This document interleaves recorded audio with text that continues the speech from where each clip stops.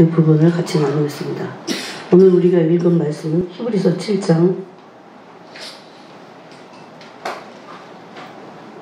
11절부터 12절 주절만 읽겠습니다. 같이 읽겠습니다. 레위 계통의 제사 직분으로 말미암아 온전함을 얻을 수 있었으면 백성이 그 아래서 율법을 받았으니 어찌하여 아론의 반차를 따르지 않고 멜기세덱의 반차를 따르는 다른 한 제사장을 세울 필요가 있느냐. 제사 직분이 바뀌었었은즉 율법도 반드시 바꾸어지리니. 아멘.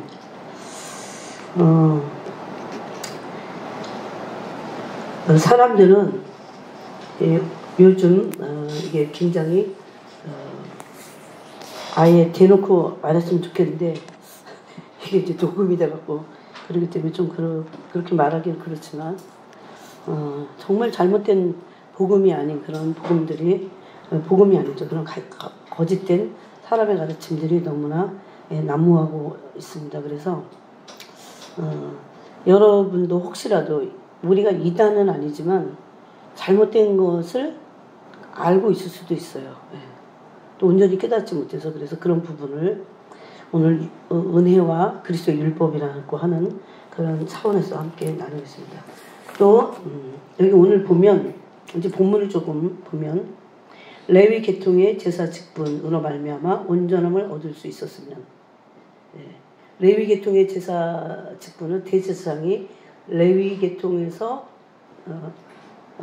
레위 계통에 있는 레위 지파만 제사장이 될 수 있었고 우리가 잘 아는 대로 그 다음에 그 레위 지파에서도 아론의 계열만 대제사장이 될 수 있었어요.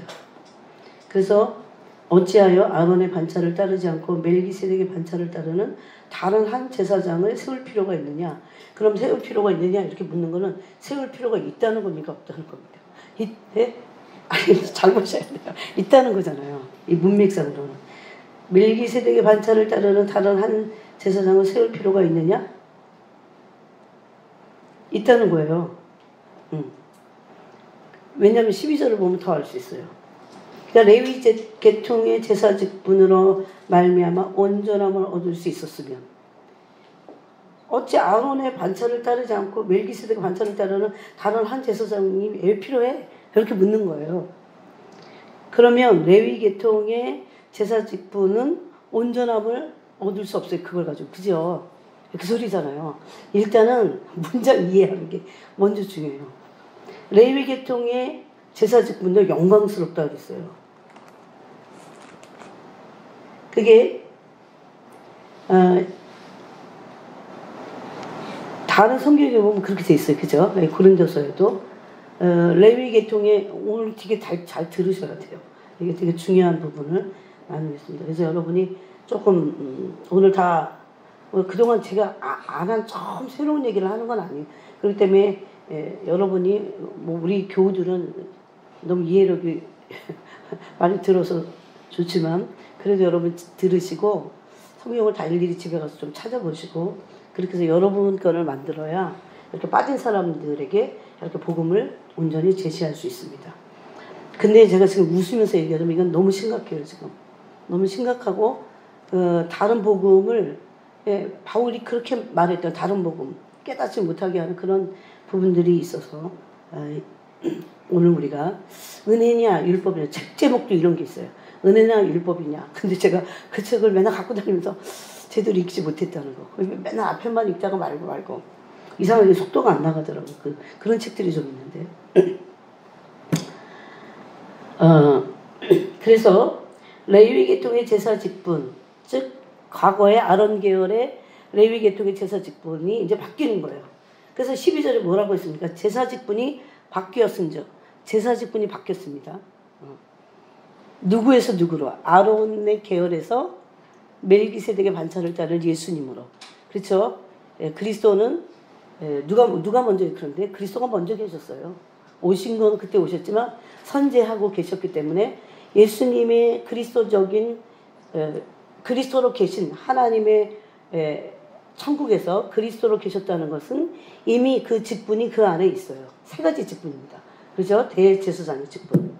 그럼 마치 이 유대인들에게 얘기하는 거 레위 지파의 아론의 계열이 먼저인 양, 또 그게 다인 양 이렇게 알고 있잖아요. 근데 물론 그것도 필요합니다. 이런 율법에서 은혜의 복음 아래로 이제 오는 그 과정에서 필요해요. 이 율법 외에 그래서 로마서 2장에 보니까 다른 한 의가 나타났는데 다른 법이 왔죠. 그죠? 율법 외에 다른 한 법이 왔습니다. 그러면 율법을 완전히 폐하기 위해서 온 게 아니에요.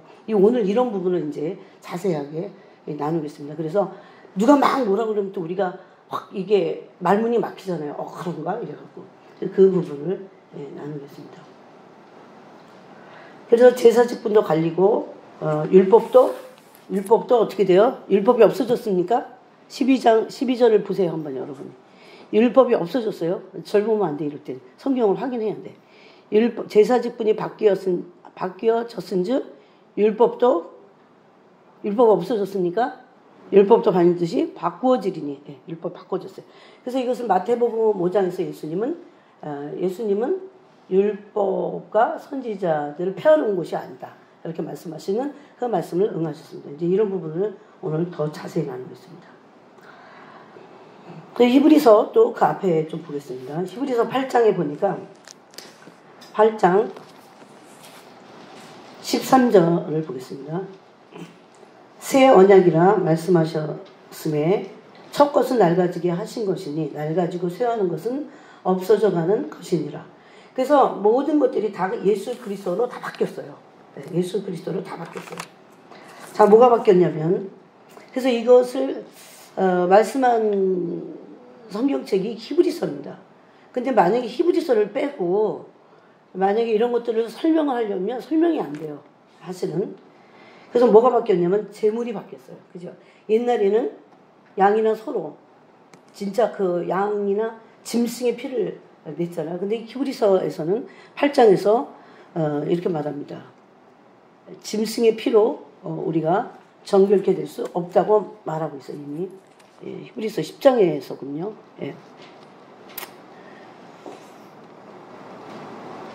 그러나 이 제사드리는 구약의 제사예요. 해마다 죄를 기억하는 것이 있나니 이는 황소와 염소의 피가 능히 죄를 없애하지 못함이라. 그래서 제물이 바뀌었습니다. 그건 하나의 모형이었어요. 근데 모형이라는 것도 아는 것도 중요하지만 중요한 건 바뀌었다는 것을 알고 있어야 돼요. 그래서 이것을 바뀌었다는 것을 더 구체적으로 말씀한 부분이 9장입니다. 자, 9장을 펴세요. 히브리서 9장.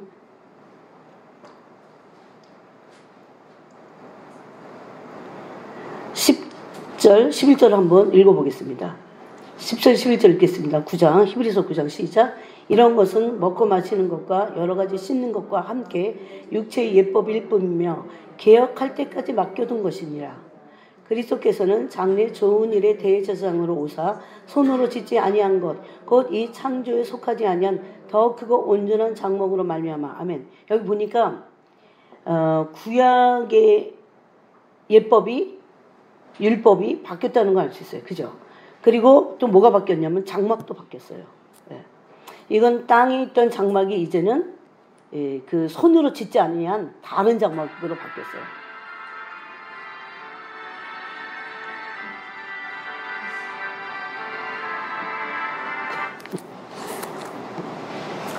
자, 그래서 이제 이걸 약간 결론적으로 말하고 그걸 설명할게요. 첫 번째는 제물이 바뀌었습니다. 그러니까 이게 바뀌었다는 것을 알아야 돼요. 그 다음에 제사장 직분이 바뀌었습니다. 여기 아까 우리가 읽은 11절에 또 거기 장막이 바뀌었죠. 직분도 바뀌고 우리가 아까 읽은 7장 12절이 그것을 말씀하고 있어요. 12절 제사 직분이 바뀌었습니다. 그래서 예수님 그 과거의 레위 계통의 제사 직분이 이제 멜기세덱의 반차를 따르는 예수님으로 바뀌었습니다. 제물이 바뀌고 제사장 직분이 바뀌고 그 다음에 또 율법이 바뀌었어요. 율법이 변혁, 이것을 그래서 뭐라고 부르냐면 개혁 이렇게도 하고 또 변혁됐다 이렇게 말합니다. 자, 그거를 한번 찾아보겠습니다. 9장 히브리서 9장 9장보다는 11장을 한번 보겠습니다. 11장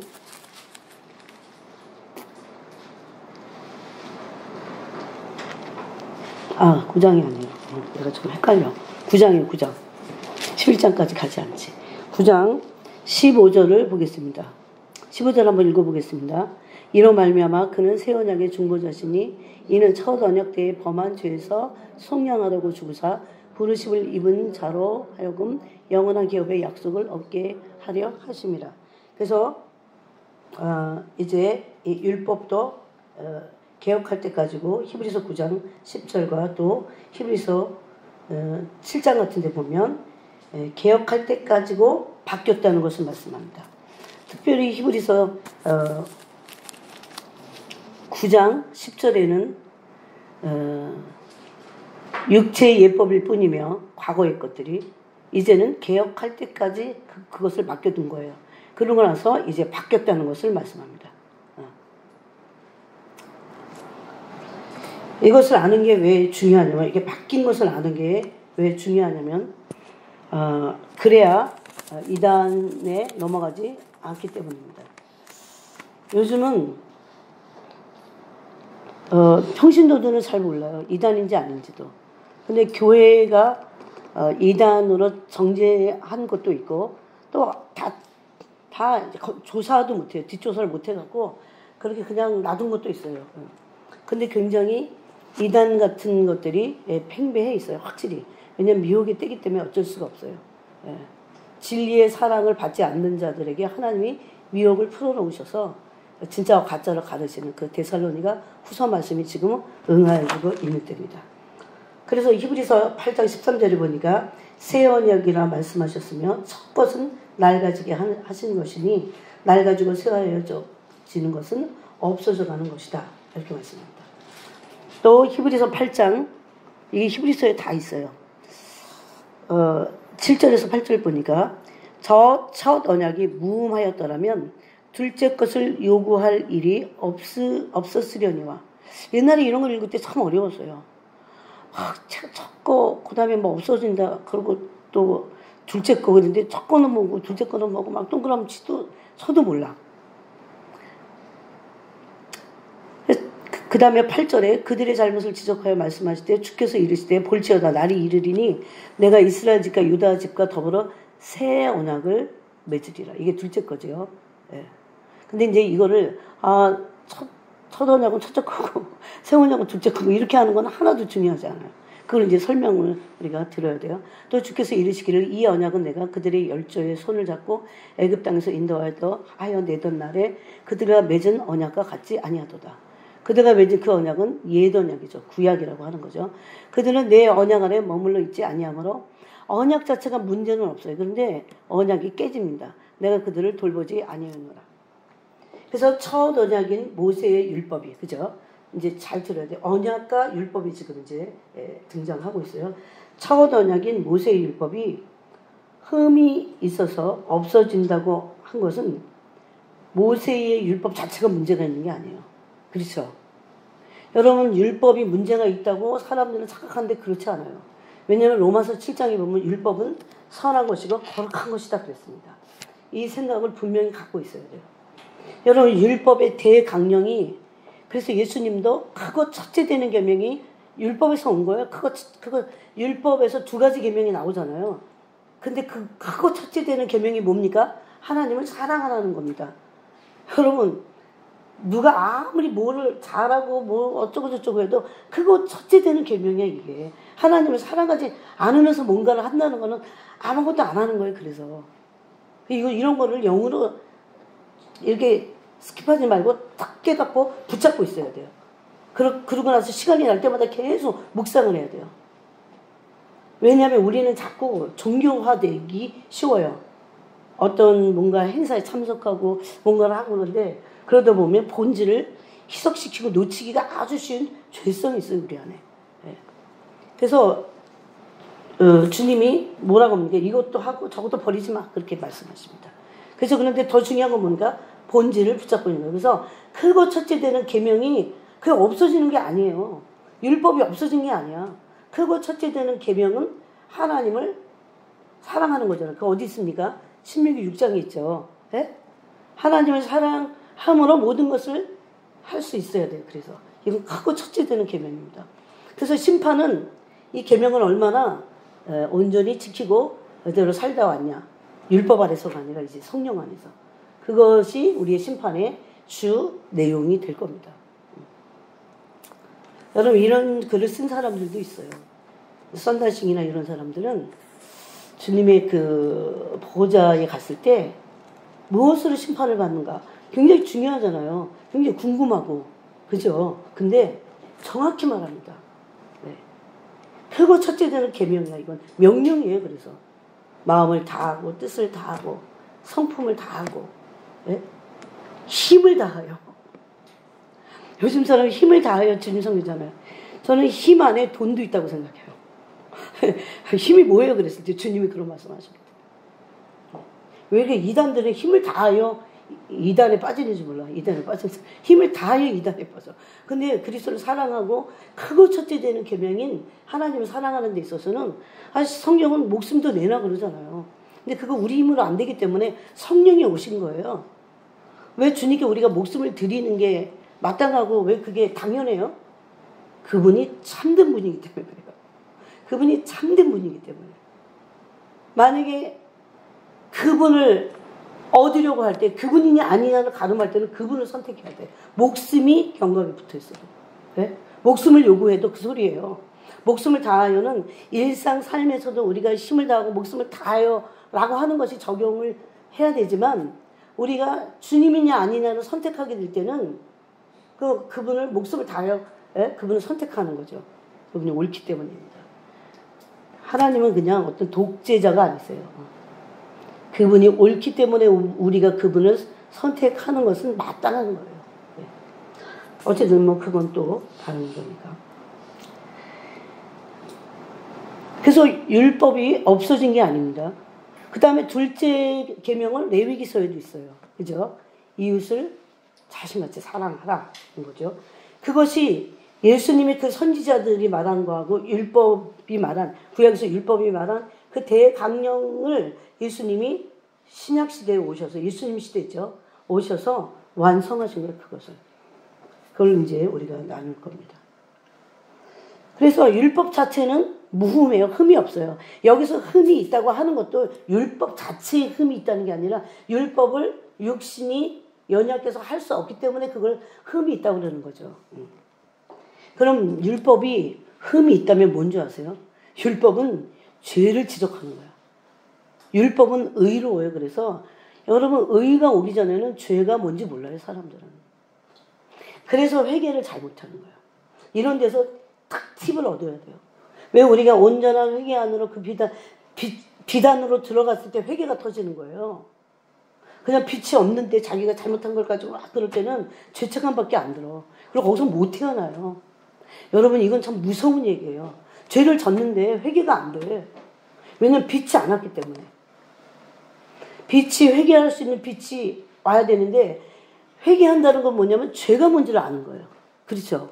죄가 뭔지를 알려면 빛이 와야 돼요. 어떤 빛입니까? 의의 빛이 와야 돼요. 의가 와야 불의가 뭔지 밝혀집니다. 우리 인간 스스로는 죄를 져놓고도 뭐가 실제적으로 그냥 지은 겉으로의 어떤 행동만 잘못됐다는 생각을 하지 그런 죄책감이고 찝찝한 마음이에요. 그렇지만 정말 그 의가 와서 그 의의 빛이 지금 내가 한 이 행동과 이 행동의 동기 왜 그렇게 했는지 이에 대한 그 죄성을 밝혀야 온전한 회개가 나오는 겁니다.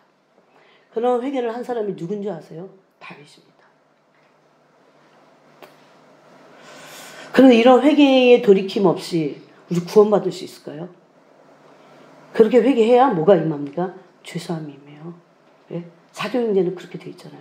이건 나 혼자서 할 수 없는 거예요. 그래서 성령이 오셔서 하시는 일이에요.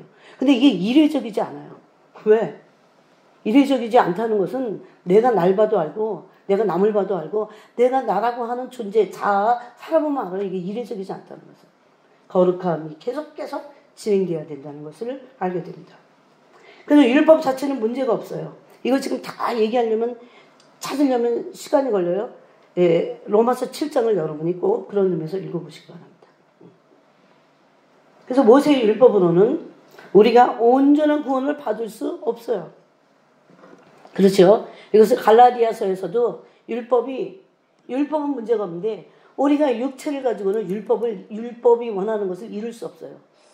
이룰 수 없다고 했는데 자꾸 이루려고 할 때 어디에 빠집니까? 율법주의에 빠지죠. 율법적이 된다든가 율법주의에 빠진다고 하는 것이 그거예요. 근데 여러분 율법주의나 율법적인 것은 안 좋아요. 그런데 율법은 어떨까요? 헷갈리잖아. 그래서 자꾸. 율법은 좋은 겁니다. 마치 이런 거랑 똑같아요. 권위가 있어야 됩니까? 없어야 됩니까? 필요해요. 집안에서 다 아들, 딸, 엄마, 아빠의 권위가 다 있어요. 그런데 권위주의는 어떨까요? 권위주의는 없어져야 되는 거예요. 그걸 착각하고는 율법은 선하고 거룩하고 의로운 거예요. 좋은 거예요. 왜 율법이 없으면 우리가 죄가 뭔지 몰라요. 네? 율법 빛이에요. 빛이 비쳐야 뭐가 죄인지 의가 뭔지를 알게 돼요. 왜? 율법은 의를 말하고 있기 때문에. 네? 그래서 막 설교를 할 때 자기가 율법적이면 그렇게 듣는 거예요. 자꾸. 왜 이렇게 율법적으로 얘기해? 그렇게 말하는 거예요.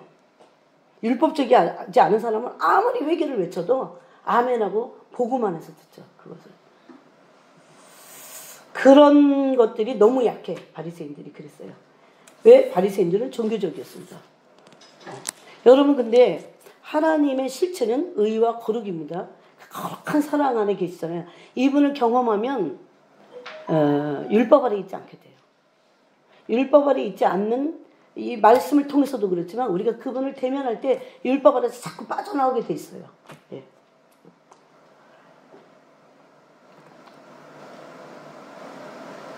그래서 초도약인 모세의 율법이 흠이 있어갖고 없어진다고 하는 것은 율법 자체는 문제가 없는데 율법은 우리를 막 변화시키지 못해요. 죄를 지적하는 것이 율법의 온 기능이기 때문에. 예. 근데 율법 얼마나 놀라워요. 말씀들이 얼마나 놀랍습니까? 네. 그래서 모세의 율법으로는 우리가 온전한 구원을 받을 수 없습니다. 모세의 율법도 율법 자체는 완전해요. 그렇죠? 율법 자체는 완전하지만 불완전한 우리들은 율법을 우리가 불완전해서 율법을 온전히 지킬 능력이 우리 스스로에게는 없어요. 자, 율법이 뭐냐? 율법을 받은 나는 어떠냐? 이런 거를 분명하게 그 정체를 알지 못하면 이달에 자꾸 빠진다니까요. 잘못된 거짓 교리에 자꾸 빠져버린다니까요. 율법은 안전해요. 법이야 그건. 거룩해요. 선해요. 그러니 율법을 내가 이룰 수 없어요. 왜 그래요? 내가 온전하지 못하기 때문에. 우리는 죄로 말미암아 불완전한 존재들이 되어버렸어요. 불완전한 우리들은 그래서 율법을 온전히 지킬 능력이 없기 때문에 우리 스스로는 율법이 왔어도 구원을 이룰 수 없습니다. 자, 로마서를 보겠습니다. 로마서 8장. 여러분들이 아주 열심히 부지런히 막 들으시면 참 이거는 하나님 말씀 푸셔야 돼요. 그래서 8장 4절이 분명히 그거를 제가 지금 말한 것을 말씀하고 있습니다. 8장 3절 4절 읽겠습니다. 시작. 율법이 육신으로 말미암아 연약하여 할 수 없는 그것을 하나님은 하시나니 곧 죄로 말미암아 자기 아들을 죄 있는 육신의 모양으로 보내어 육신의 죄를 정하사 육신을 따르지 않고 그 영을 따라 행하는 우리에게 율법의 요구가 이루어지게 하려 하심이니라. 아멘. 이렇게 말하는 사람들 율법 다 폐해버려야 돼. 율법 다 필요 없어. 이렇게 말하는 사람들. 여러분 율법의 예를 들어서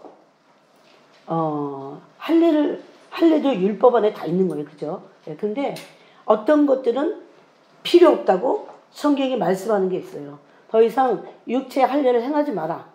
언제 그랬어요? 사도행전에서 그 예루살렘 공회가 제자들과 함께 사도들과 함께 열릴 때 이방인들에게 모세의 율법대로 그러잖아요. 모세의 율법대로 할례를 행하지 않으면 구원이 없다고 하자. 이렇게 하니까 예루살렘 공회가 열렸어요. 그래서 야고보 사도가 아모스 9장 11절을 인용하면서 이방인들에게도 이 구원의 빛이 왔다. 그러면서 무엇을 말합니까? 그 할례를 이제 없애버리자. 몸에 하는 할례 말고 마음의 할례를 행하도록. 그래서 몇 가지를 정하죠. 목매어 죽인 거 먹지 말고, 음행을 피하고, 예? 몇 가지 있잖아요.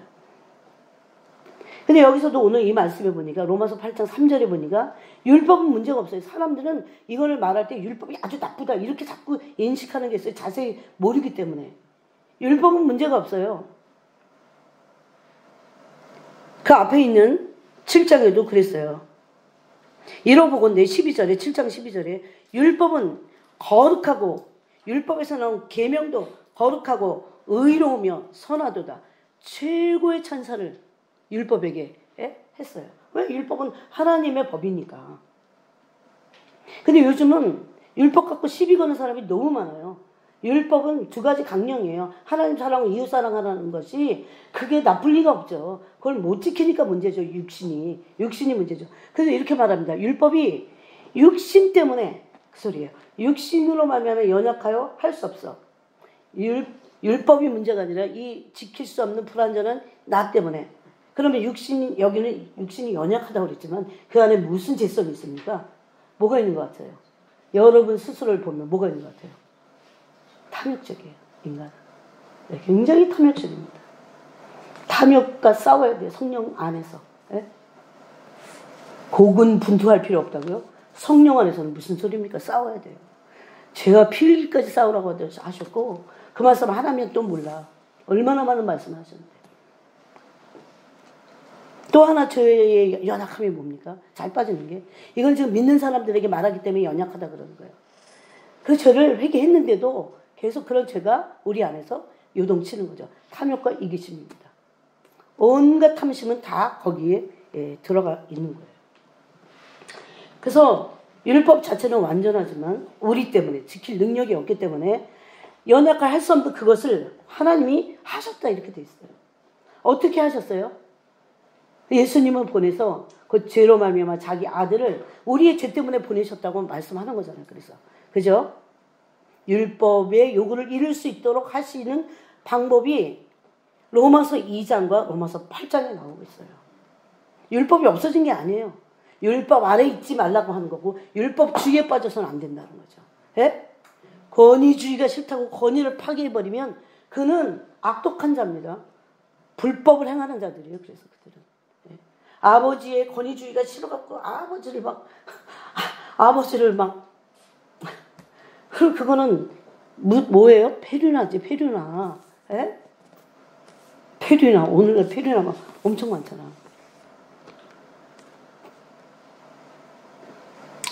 그러면서 이렇게 한 이유가 뭐라고 사전은 말합니까? 육체의 죄를 정하셨고 십자가에 죽으시고 부활하시고 이제 거기를 이렇게 축약을 한 거예요. 그러고 나서 4절에 육신을 따르지 않고 이 거듭난 자들 안에 성령이 계시면 이제 성령을 따라 행하는 거야. 그 다음부터는 육신을 따라서 행하고자 하는 욕구가 있어도 어떻게 돼요? 성령 안에서 꺾어야 돼. 그런 말이 여기 다 함축된 내용을 가지고 있는 거예요. 그래서 육신을 따르지 않고 성령을 따라 행하는 우리에게 어떻게 해요? 율법의 요구를 이루게 하십니다. 율법이 없어진 게 아니에요. 율법의 요구가 내 육체가 연약해서 우리가 불완전하기 때문에 죄성 때문에 불완전해 못해요. 만약에 우리 스스로 할 수 있었다면 예수 그리스도께서 오실 필요가 없고 성령이 오실 필요가 없었습니다.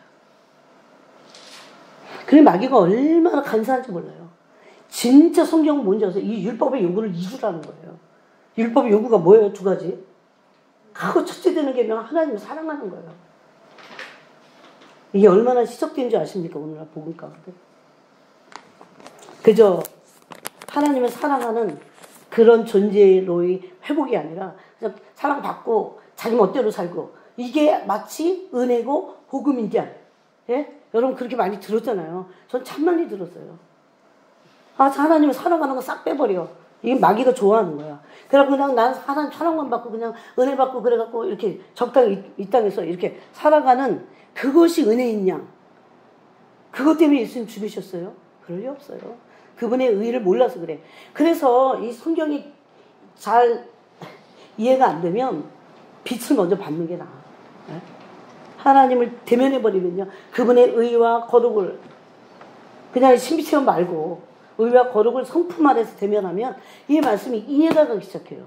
그 빛이 이 말씀에 하고 있다는 걸 알 수 있어요. 그래서 율법 자체는 문제가 없습니다. 그리고 율법도 폐허지지 않았습니다. 자, 마태복음에 있죠. 마태복음 보겠습니다. 그럼 예수님 마태복음 5장에서 내가 율법이나 선지자를 폐하러 온 줄로 아느냐? 이렇게 아니라는 것을 강조하기 위해서 그런 어체를 쓰시잖아요. 자, 5장 17절을 한번 우리가 읽어보겠습니다. 5장 17절, 18절 읽겠습니다. 이건 지금 신약 성경이 만들어지기 전에 예수님이 유대인과 토라를 가지고 있는 모세의 오경과 토라를 가지고 신앙생활하는 유대인들을 향해서 하신 말씀이에요. 이때 무슨 신약 성경이 있었던 게 아니에요. 성령이 아직 오시기도 전이에요. 자, 읽겠습니다. 시작. 내가 율법이나 선지자를 폐하러 온 줄로 생각하지 말라. 폐하러 온 것이 아니요 완전하게 하려 함이라. 진실로 너에게 이르노니 천지가 없어지기 전에는 율법의 1.1획도 결코 없어지지 아니하고 다 이루리라. 아멘. 그러면서 이제 계명 가지고 이 계명을 가지고 잘 지키도록 사람들이 가르쳐라 이런 말씀 하잖아요. 그런데 이제 그래서 율법은 폐해진다? 아니다. 율법은 폐해지지 않습니다. 율법을 완성하러 오셨으므로. 그러므로 그 율법을 완성하러 오신 그 그리스도가 하시는 말씀을 뭐라고 부르냐면 다 고린도전서 9장으로 가보겠습니다. 여러분이 다 적으시고 제가 나누는 것이 맞는지 틀릴지. 네?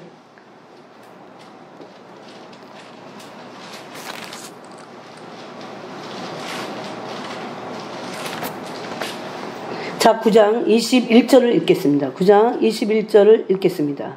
시작. 율법 없는 자에게는 내가 하나님께는 율법 없는 자가 아니요 도리어 그리스도의 율법 아래에 있는 자이나 율법 없는 자와 같이 된 것은 율법 없는 자들을 얻고자 함이라. 아멘. 이게 가능해요. 그래서 여기 뭐가 나옵니까? 예수님께서 마태복음 5장에서 내가 율법과 선지자를 폐하러 온 것이 아니라 온전케 하러 왔노라. 율법의 완성자세요. 그러므로 예수님은 율법을 완성하심으로 율법도 그리스도의 율법이 된 거예요, 이제. 네? 그렇다 뿐이지, 더 온전케 하셨어요, 율법을. 근데 어떻게 온전케 하셨어요? 그것도 알아야지. 어떻게 된 거지? 어떻게 온전케 된 거지? 자, 로마서 2장을 보겠습니다. 여기 지금 적어놨는데 제가 이 순서대로 할 수도 없네. 로마서 2장. 어떻게 온전케 하셨나, 율법을. 율법과 선지자를 어떻게 온전케 하셨나. 그래야 율법이 폐해지지 않는 걸 알죠. 지금 요즘 세대에 율법 다 필요 없어 막 이러면서 떠드는 애들이 얼마나 많은데 성경을 제대로 알지도 못하면서. 그럼 또 다 속아. 3장 로마서 2장이 아니에요. 3장 19절을 한번 보세요. 우리가 알거니와 무릇 율법이 말하는 바는 율법 아래 있는 모든 자들에게 말하는 것이니 이는 모든 입을 막고 온 세상으로 하나님의 심판 아래 있게 하려 함이라. 율법 아래 있으면 어디 아래 있어요? 하나님의 심판 아래 있습니다. 그러므로 하나님이 그렇게 심판 때리면 구원받을 영혼이 육체가 한 영혼도 없어요. 그러므로 율법의 행위로 그의 앞에 의롭다 하심을 얻을 육체가 없나니. 없다고 하는데 자꾸 있는 척하는 것이 또 있다고 뭔가 잘못 알고 있는 것이 율법 안에 있는 거예요. 그래서 율법적인 거를 가지고 그러는 거예요. 그런 사람은 오래 못 가요. 근데 계속 넘어져요. 안 되는 거. 그래서 이거 신앙생활 안 되나 봐. 그래갖고 교회 떠나는 청년들도 있어요. 그러므로 율법의 행위로 그의 앞에 의롭다 하심을 얻을 육체가 없습니다. 그리고 율법 필요 없는 게 아니에요. 이렇게 말한다고. 율법으로는 죄를 깨달음이니라. 이게 지금 이제 로마서부터 나와요. 이제는 죄를 깨닫고 나서 이제 율법의 역할은 뭐라고요? 죄를 깨닫는 거예요. 율법은 어떻게 해요? 폐하지지도 않고 선해, 거룩해, 의로워요.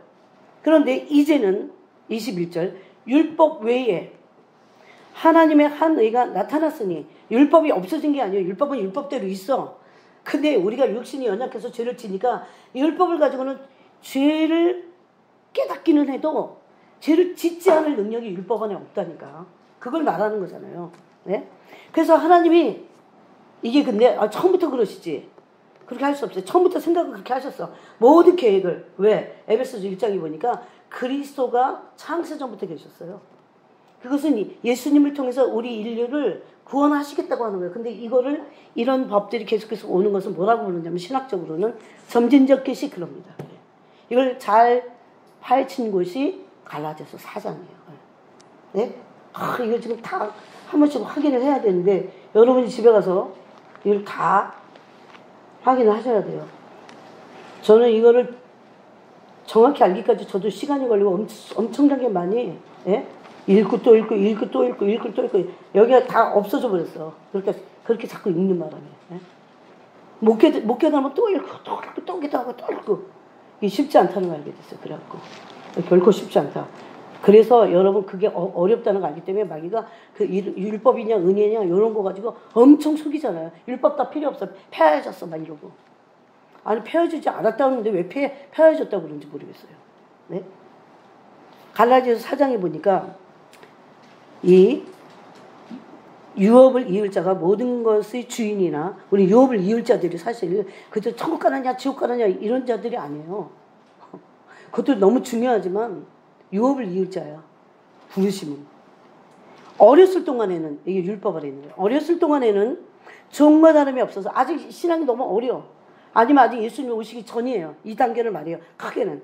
그 아버지가 정한 때까지 후견인과 청지기 아래 있나니 이와 같이 우리도 어렸을 때에 이 세상의 초등학문 아래에 있어서 종로로 타였더니 여기서 초등학문은 유대교적인 어떤 그런 걸 말해요. 때가 차갖고 누가 오셨어요? 아들이 오셨어요. 이게 이제 점진적 계시예요. 즉 율법에 다른 한 하나님의 법이 온 거예요. 때가 차면 하나님이 그 아들을 보내서 여자에게서 나게 하시고 율법 아래에 나게 하신 것은 율법 아래에 있는 자들을 속량하시고 우리로 이게 중요해요. 우리로 아들의 명분을 얻게 하려 하십니다. 율법 아래에 있는 자들은 그래서 종이야. 네? 그런데 이게 과정이 필요해요. 여기서 빠져나오는 과정이 필요해. 다 빠져나온다 싶으면 또 있어. 마치 이런 거랑 똑같아요, 여러분. 뭐가 눌러져서 그래요. 정말. 말씀만 하세요.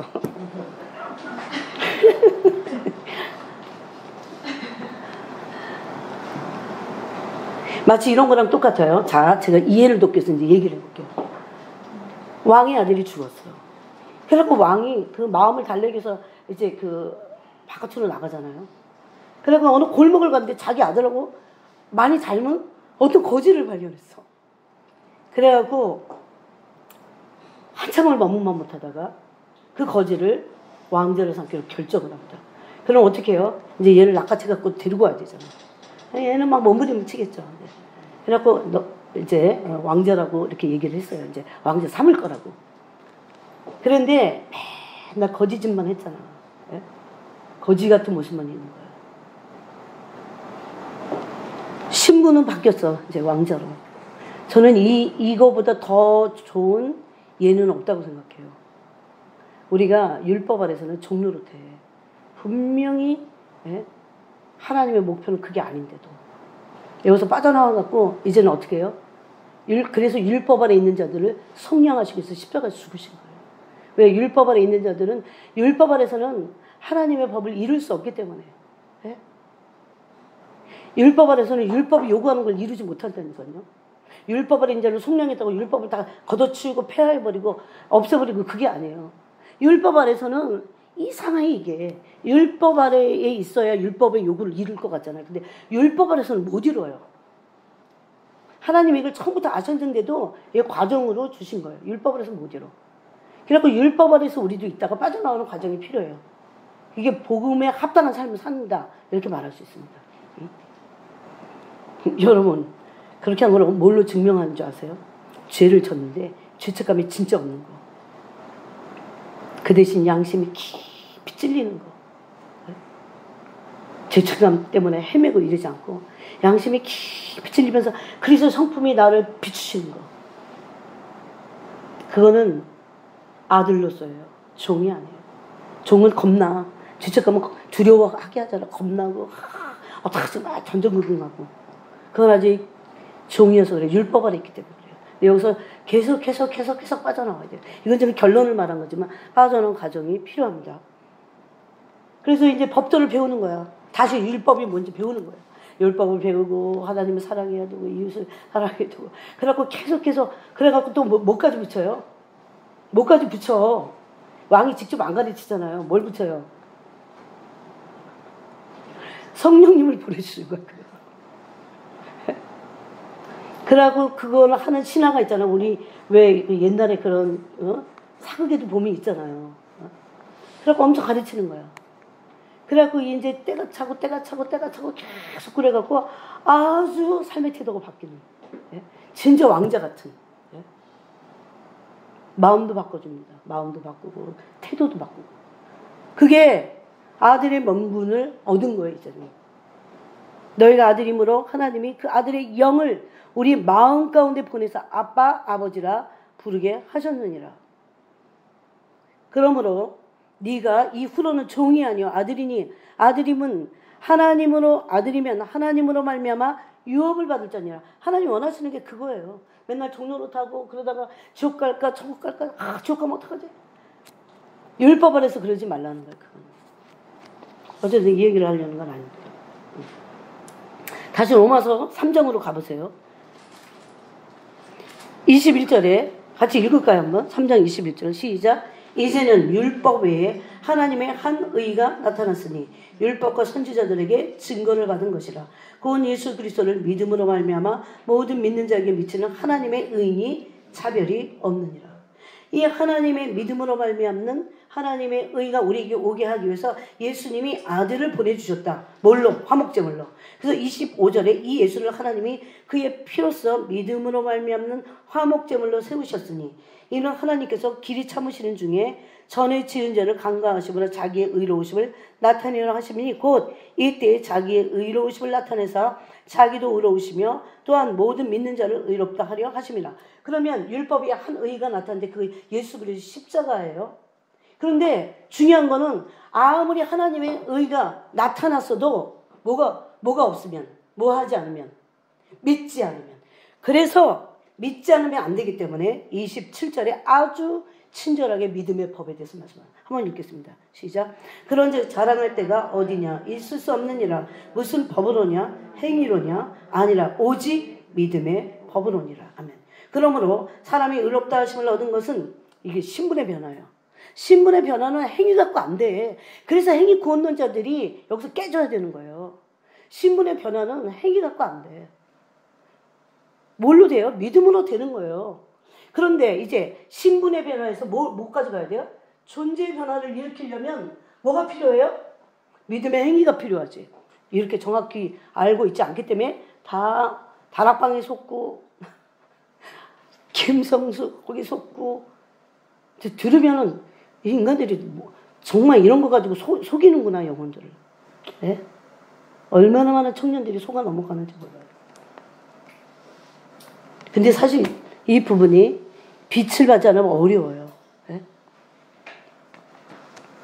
그래서 계속 율법 안에 있으면서 누가 팍 뭐라고 하면 뭐예요? 율법 안에 죄책감을 갖기 때문에 나는 거듭나지 못했나 봐 또 막 이러고 있는 거예요. 그런 시간들을 저도 과거에 젊었을 때 보냈습니다. 그래서 아까 우리가 읽은 대로 고린도전서 9장에는 뭐가 있습니까? 그리스도 율법입니다. 그래서 온전한 구원을 받을 수 있는 그리스도의 율법, 그리스도의 율법 안에 뭐가 있어요? 생명의 성령의 법이 있고 믿음의 법이 있고 하나님의 한 의를 이루신 예수 그리스도의 십자가에 그 순종이 있는 거예요. 그래서 그러면 이 점진적 계시가 어떻게 일어나는지 제가 한번 여러분에게 이걸 설명해 볼게요. 아담은 인간이란 그 뜻이잖아요. 사람, 그죠? 아담이 범죄합니다. 하나님의 아담을 창조하셨더니 얼마 못 가서 범죄합니다. 범죄한다는 것은 타락을 말해요. 타락이라는 것은 하나님과 분리됨으로 육체가 생기는 겁니다. 썩을 육체가. 이전에는 부활체로 있었어요. 썩지 않을 육체. 그래서 육체가 됨이라 성경이 그렇게 말합니다. 이거는 다 범죄함으로 타락의 열매입니다. 육체가 됐어요. 육체가 됐다는 건 뭐가 있는 거예요? 죄성이 있는 거예요. 네. 그래서 태어나면서부터 죄성 가지고 태어나는 거예요. 네. 근데 하나님이 이걸 그냥 안 놔두시고 언약을 맺습니다. 예, 언약을 맺어요. 이 언약은 믿음으로 맺는 거예요. 그래서 그죠? 그 첫 언약을 맺은 사람이 아브라함인데 아브라함도 율법이 400년 뒤에 왔어요. 뭐가 먼저 왔어요? 믿음이 왔어요. 그래서 믿음으로 아브라함이 의롭다 하심을 얻었다고 창세기 15장은 말합니다. 그렇죠. 믿음이 먼저 온 거예요. 왜 믿음이 먼저 온 줄 아세요? 율법으로는 안 되기 때문에. 이미 믿음이 올 것을 보여준 거예요. 그게. 예? 그러고 나서 언약 안에는 믿음이 있어요. 예. 믿음을 가지고 언약을 맺은 거예요. 그 다음에 언약 뒤에 율법이었어요. 그죠? 근데 언약과 율법 같이 갑니다. 그래갖고. 근데 뭐가 먼저다? 언약이 먼저예요. 즉 믿음이 먼저예요. 율법이 먼저가 아니에요.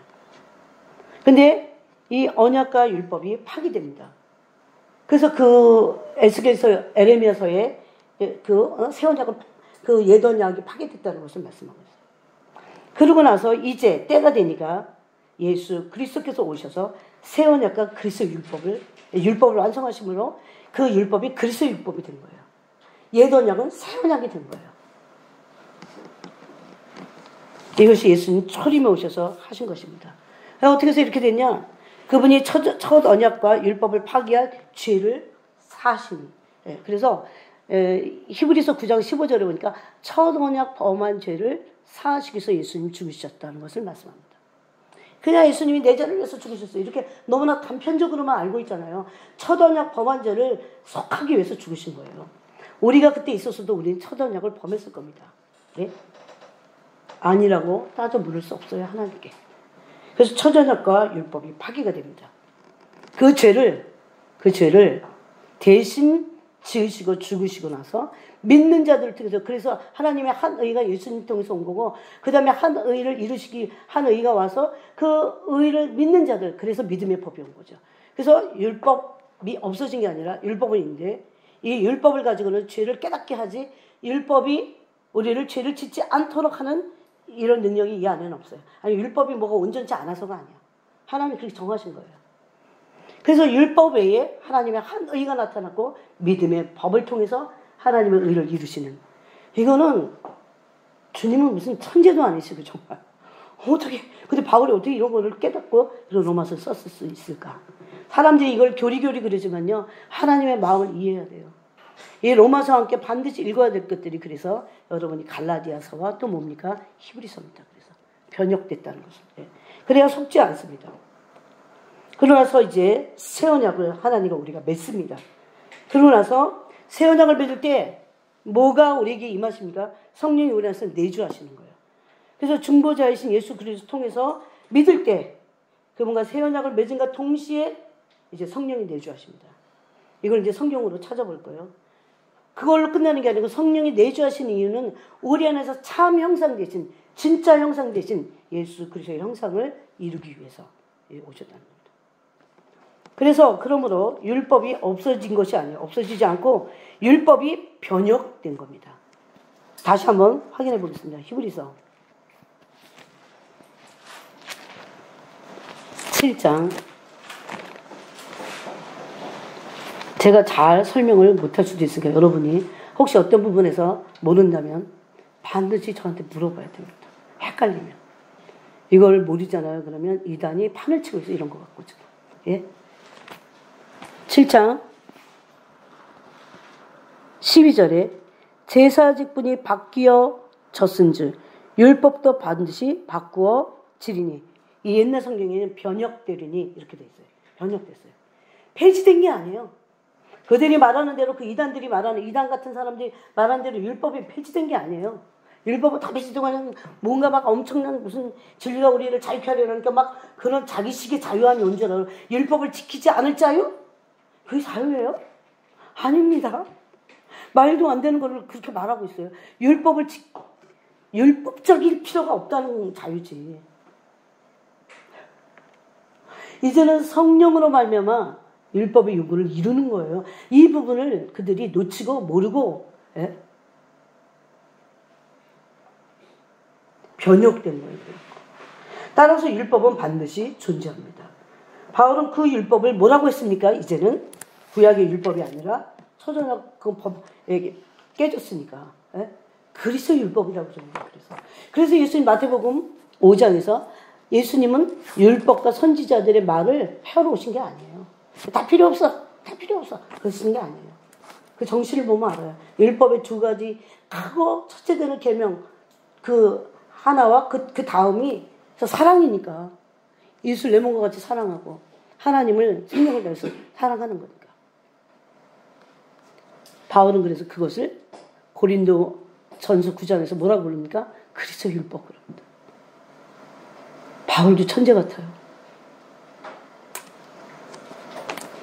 여러분이 오늘 이 말씀에서 여러분이 혹시라도 걸리는 게 있다면, 집에 가서 잘 몰라서 걸리는 게 있다면 진짜 여러분 스스로의 영혼을 위해서 많이 공부를 일단 좀 하셔야 돼요. 그래야 꿰뚫고, 예? 알고 있어야 내게 돼야 그런 감언이설 같아요. 진리가 우리를 자유케 한다는 것은 죄를 짓지 않을 자유가 우리에게 온 거예요. 그런 거지. 예? 물론 이것도 있어요. 율법 아래서, 예? 육처럼 그럴 필요가 없는, 예? 그럴 필요가 없어요. 그렇지만 율법 자체가 그렇다고 해서 완전히 없어진 그런 것이 아니라는 것을 꼭 알아야 됩니다. 그러므로 신약시대에도 계속해서 하나님의 백성들이 성령 안에서 지킬 율법이 있습니다. 뭐라고요? 그리스도 율법입니다.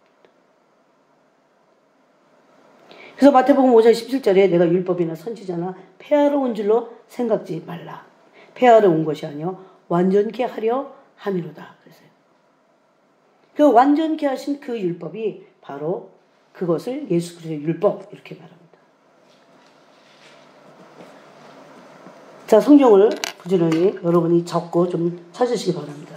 이게 그리스도의 할례까지 제가 오늘 가야 되는데 못하면 주일날 하면 됩니다.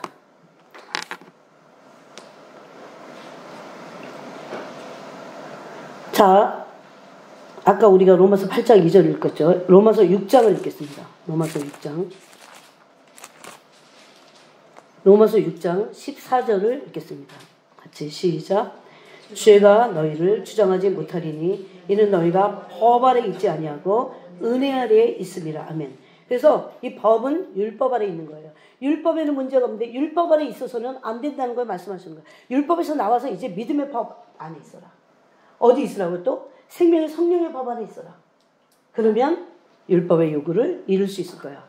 어떻게? 은혜와 의의 선물을 넘치게 받음으로 우리 안에서 성령님의 생명이 막 역동적으로 일해요. 그렇기 때문에 죄를 이길 수 있다는 것을 어디서 말했습니까? 로마서 5장에서. 네?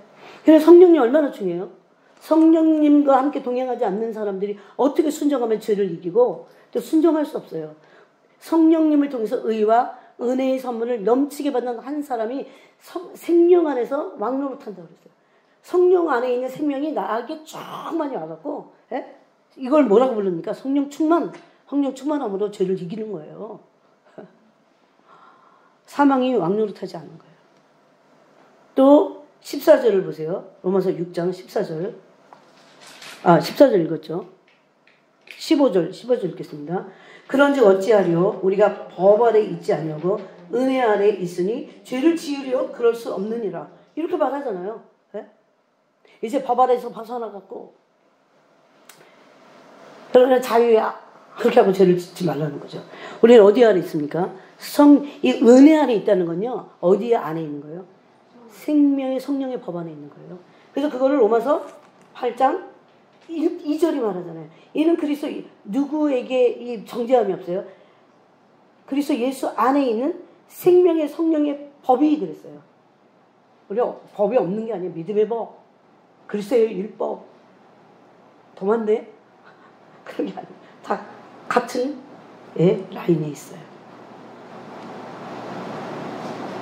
그래서 저는 이걸 믿습니다. 우리가 성령님의 생명의 법 아래 있을 때 은혜 아래 있는 거예요. 왜? 그분에게 은혜를 받기 때문에. 율법 자체는 은혜를 줍니까 못 줍니까? 그것만 보면 알아요. 못 줘.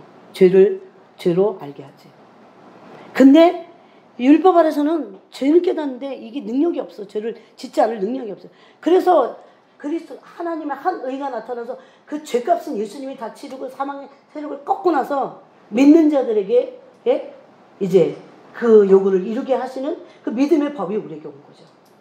그래서 우리 믿음의 법 아래 있다는 것은 은혜 아래 있는 거고, 은혜 아래 있다는 것은 생명의 성령의 법 아래 있는 겁니다. 그 은혜를 넘치게 받는 거예요. 의와 은혜의 선물을 넘치게 받아서 한 분 예수 그리스도로 말미암아 성령 안에서 생명으로 왕노릇하는 거예요. 이게 로마서 5장의 비밀입니다.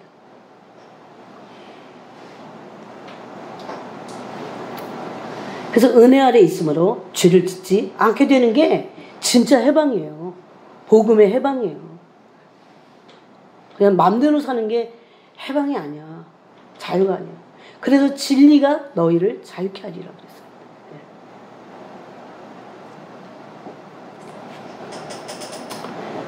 네. 율법 아래서는 안 됩니다. 그래서 그런 의미에서 율법 아래서 벗어나라는 거지 율법이 폐기됐다고 하는 것이 아닙니다.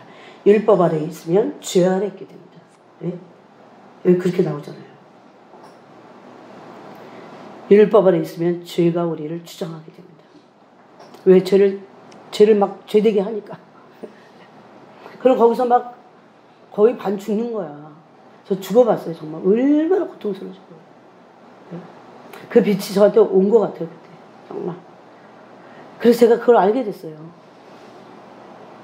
그래서 은혜 안에서는 생명의 성령 안에서 있기 때문에 우리 이길 수 있습니다. 죄를. 또 이사야서 보겠습니다.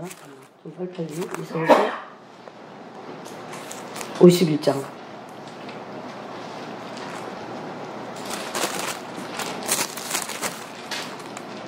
이사야서 51장 7절 8절을 보면 의를 아는 자들아 마음에 내 율법이 있는 백성들아. 율법 폐기됐습니까? 폐지됐습니까? 아닙니다. 너희는 내게 듣고 그들의 비방을 두려워하지 말라. 그들의 비방에 놀라지 말라. 네. 마음에 뭐가 있어요? 내 율법이 있는 자들. 하나님을 사랑하고 이웃을 사랑하고자 하는 그 율법을 가진 자들을 말해요. 그 다음에 잠언을 보겠습니다. 잠언 28장.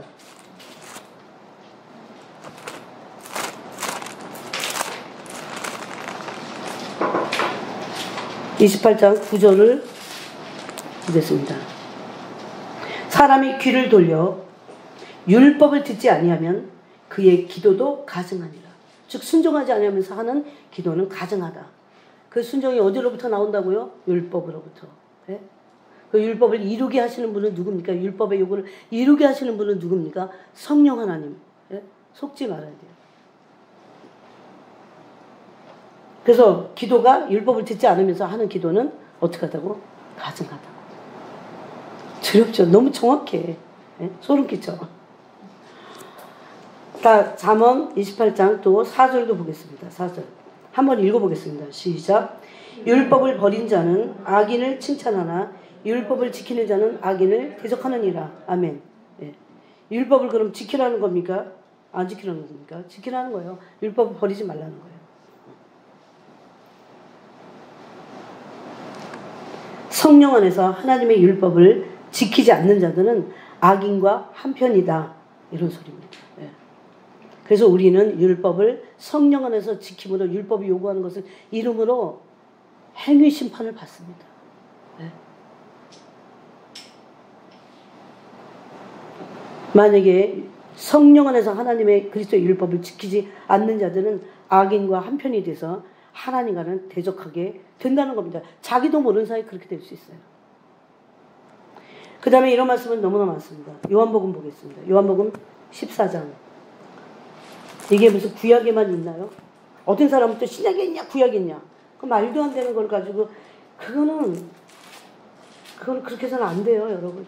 자기 영혼을 범죄에 빠뜨리고 자기 영혼에게 구정문을 먹이는 거예요.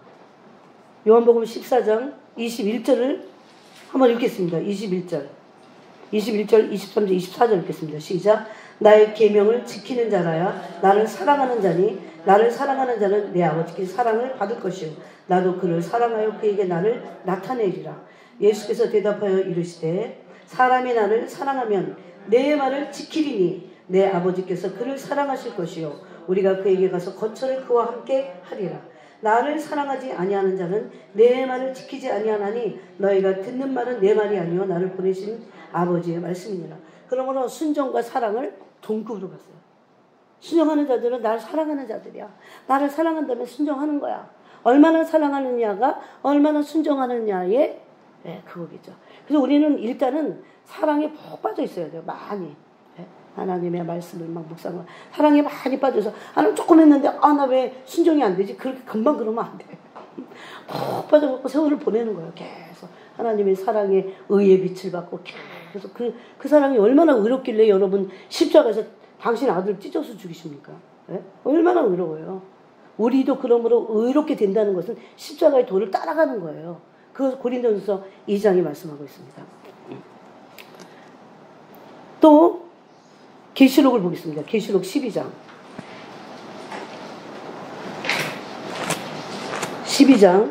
17절을 읽어보겠습니다. 계시록 12장 17절 읽겠습니다. 시작.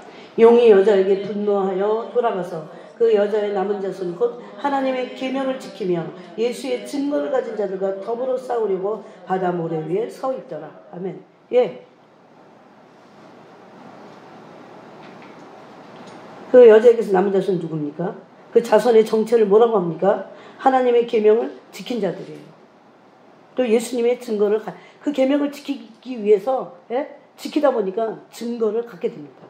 그런 자들과 더불어 싸우려고 용이 서 있는 거예요. 아무나 그래서 영적 싸움도 아무나 하는 거 아닌 것 같아요. 그 다음에 계시록 14장으로 가보겠습니다. 다음 장에 14장 12절을 읽어보겠습니다. 12절 읽겠습니다. 시작. 성도들의 인내가 여기 있나니 그들은 하나님의 계명과 예수에 대한 믿음을 지키는 자니라. 아멘. 여러분 믿음과 여기는 믿음과 계명 지키는 것을 같이 둡니다. 그죠? 예. 그래서 믿음 그냥 우리가 뭐 옛날에 그 듣던 믿음만 얘기하면 안 돼. 성경을 보면서 믿음이 뭐냐는 것을 그러므로 알게 돼야 돼요. 사실 어떤 데는 믿음을 말하는 것 같지만 순종을 말하고 순종과 믿음을 동시에 말하고 그것이 같은 거기 때문에 그렇게 말할 수밖에 없어요. 네. 즉 마지막 때 구원받은 성도들에 대한 예언이에요. 이처럼 계명을 지킨다는 것은 세상 끝날까지 하나님의 백성들에게는 반드시 지켜야 할 그리스도의 율법이 있음을 말씀하는 거예요. 그 그리스도의 율법은 곧 율법에서 계명이 나오는 거죠. 이웃사랑과 하나님 사랑. 이거 여기까지만 해야 될 것 같아요. 왜냐하면 그리스도의 할례가 이제 연결돼야 됩니다. 이제 오늘은 그리스도의 율법만 했어요. 그죠? 그래서 그 다음에 그리스도의 할례 골로새서 말씀은. 근데 이 그리스도의 할례까지 가면 더 정확해져요. 이렇게 여러분이 누구에게 설명할 수 있어야 돼요. 저는 여러분에게 정말 그렇게 원해요. 여러분이 이걸 적은 걸 가지고라도 이렇게 설명할 수 있어야 돼요. 내가 먼저 이해하지 않는데 설명할 수 없어요. 근데 이렇게 잘못된 아직 모르는 사람들이 너무 많아. 그래갖고 모르니까 자꾸 원주에서도 그 어디서 막 와갖고 계속 막 속이니까 또 넘어가고 막 그러는 거예요 계속. 여러분 그런데 이런 젊은 청년들 대전 같은 데는 이 속이는 그리고 이단들이 얼마나 많은지 대놓고 이단은 아닌데도 그래서 이단 이거를 한국교회에서 이단 지명을 해야 되지 않나 이런 생각을 해요. 그 오늘은 그리스도의 율법까지만 했습니다. 그래서 이제 결론이 그리스도의 율법은 신비에 새겨진 율법입니다. 네, 옛날에는 돌비에 새겼죠. 그렇죠? 돌비에 새겼어요. 모세의 율법은. 근데 율법이 없어진 게 아니에요. 이제는 성령으로 말미암아 그리스도의 율법은 우리의 심령에 성령이 새기십니다. 이것이 한 절만 읽고 마치겠습니다. 히브리서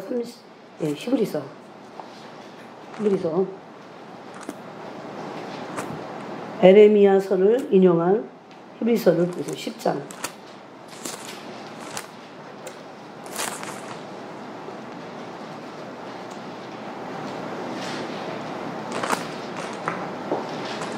(10장) 16절 15, 16, 17, 18절까지 읽겠습니다. 시작. 또한 성령이 우리에게 증언하시되 주께서 이르시되 그날 후로는 그들과 맺을 언약이 이것이라 하시고 내 법을 그들의 마음에 두고 그들의 생각에 기록하리라 하시느니 또 그들의 죄와 그들의 불법을 내가 다시 기억하지 아니하리라 하셨으니 이것들을 사하셨은즉 다시 죄를 위하여 제사 드릴 것이 없느니라. 예수님이 다시 제사를 드릴 수 없습니다. 네. 완전한 제사를 단번에 드리셨어요. 그걸 말하는 거예요. 그래서 다시는 제사 드릴 수 없음을 말씀하고 있어요. 그러므로 돌비가 아닌 어디에 신비에 또 생각에 마음에 그 율법을 새기겠다. 그래서 이거는 뭐 누가 하시는 겁니까 이제? 율법은 이렇게 하시는 분이 없어요. 그냥 율법은 죄를 지적하는 거예요. 근데 하시는 분이 생겼어요 이제는. 그래서 성령 시대가 도래한 거예요. 성령이 오셔서 우리를 이걸 하게 하시는 거죠. 그죠? 근데 오늘날 교회의 주인, 그 그리스도가 주인이신데 그 그리스도가 진리심을 가르치시는 분이 성령님이시거든요. 근데 성령께 주목하지 않기 때문에 그리스도를 모르는 것 뿐이에요. 네? 여러분, 성령님은 진리의 영이시고 계시하시는 분이세요. 그래갖고 뭘 계시해요? 무슨 계시를 받았다, 뭐 어쨌다 그러는데 어떤 것도 중요하지 않습니다. 어떤 은사보다 더 중요한 건 그리스도 자신을 알게 되는 거예요. 그리스도를. 네? 그리스도는 모르는데 은사는 있어. 그건요, 오래가지도 못하고 이상한 영의 흐름을 타. 그런 은사가 불필요하다 그게 아니에요. 은사가 있는데 그리스도를 알아. 이건 뭐 너무너무 좋은 거지. 네?